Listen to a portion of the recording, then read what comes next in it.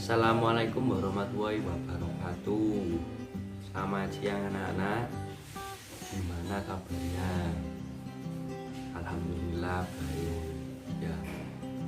Sekarang kan di masa pandemi, ya dijaga kesehatannya. Semoga kita dijaga selalu dari pandemi ini. Ya. Untuk pertemuan kali ini, Bapak masih melakukan sistem daring. Di sistem daring nanti anak-anak simak materi yang Bapak sampaikan, dan nanti jika ada yang ditanyakan bisa ditanyakan. Sebelum pembelajaran dimulai, ya mari kita berdoa dulu agar kita dilancarkan dalam pembelajaran hari ini. A'udzubillahi minasyaitonirrajim. Bismillahirrahmanirrahim. Raditu billahi robba wa bil islami dina wa bi muhammadin nabiyya wa rasula. Rabbi zidni ilma warzuqni fahma waj'alni min ibadika sholihin. Amin ya rabbal alamin. Oke anak-anak, ya. Pertemuan kali ini kita akan membahas tentang kondisi bangsa Arab sebelum Islam masuk. Jadi nanti kita akan membahas tentang kepercayaan bangsa Arab, setelah itu sosial. Di sosialnya nanti gimana, kondisinya itu seperti apa sebelum Islam masuk. Terus kondisi ekonomi dan juga kondisi politik masyarakat bangsa Arab sebelum Islamnya masuk, dan juga misi dakwah Nabi Muhammad SAW. Oke, kita mulai ya pembelajaran hari ini ya. Jadi peradaban bangsa Arab, ya, peradaban bangsa Arab sebelum peradaban Islam memecah di tengah-tengah masyarakat Arab.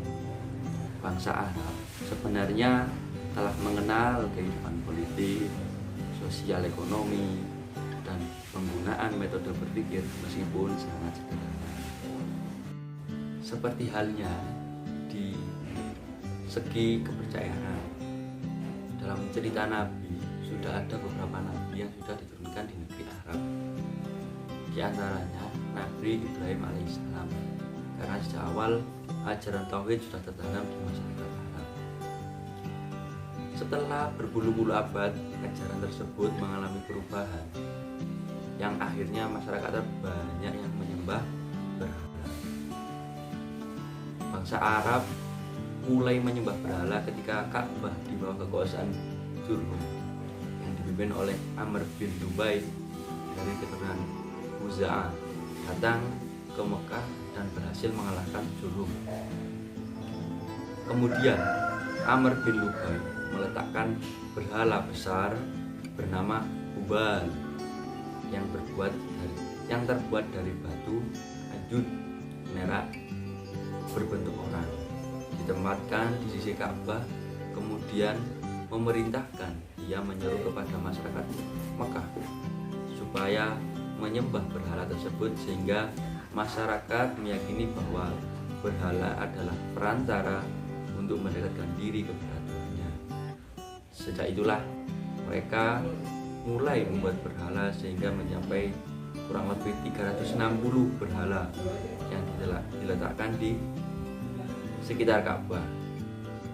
Semua berhala tadi, yaitu dari 360 berhala kurang lebih, ada berhala-berhala yang penting. Jadi berhala ini dianggap penting oleh masyarakat sebelum Islam. Jadi yang pertama ada Hubal, ini sebagai pimpinannya. Yang kedua ada Lata, yang ketiga ada Uzza, dan yang keempat adalah Mana. Dengan masih banyak lagi seperti Naila, Yakut, Suwa, dan Mana.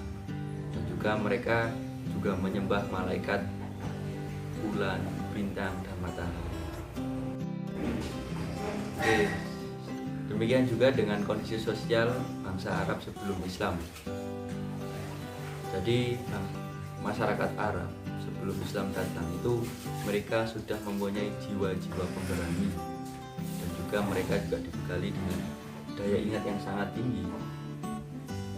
Mereka juga punya keahlian dalam bahasa yang sangat indah dan sangat kaya.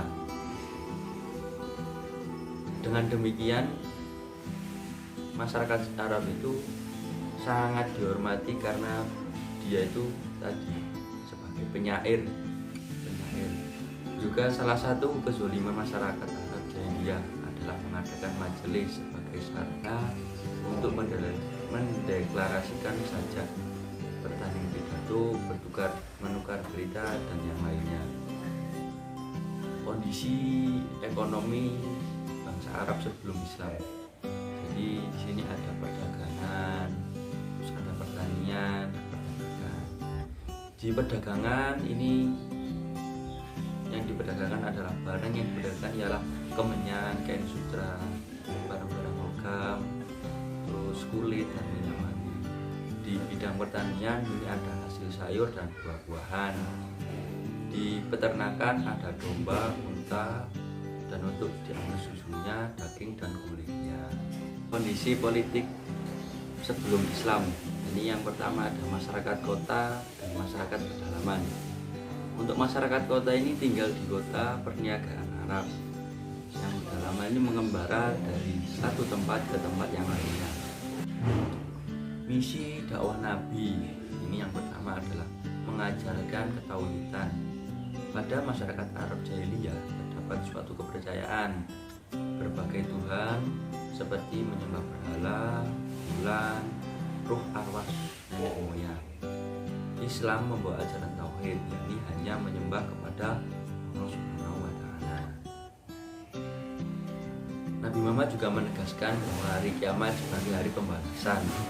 Hal ini bertujuan agar manusia berpikir dalam bertindak, karena setiap perbuatan yang mereka lakukan akan ada balasannya nanti. Nabi Muhammad juga merubah perilaku masyarakat jahiliyah. Nabi Muhammad memberikan tauladan akhlak yang terpuji, kebiasaan tercela seperti berjudi, meminum khamr, pembunuhan, dan yang lainnya. Secara bertahap mampu beliau hilangkan. Mengangkat dan melindungi HAM. Dalam masyarakat jahiliyah terdapat tradisi perbudakan, sedangkan Islam mengajarkan semua manusia sama derajatnya. Kehadiran Islam mengangkat martabat mereka yang tertindas seperti beberapa fakir miskin. Cukup sekian untuk pelajaran kita hari ini. Jika ada pertanyaan bisa ditanyakan melalui kolom komentar ataupun yang lainnya. Dan jangan lupa absen di link yang sudah Bapak share di grup WA kelas. Terima kasih. Wassalamualaikum warahmatullahi wabarakatuh.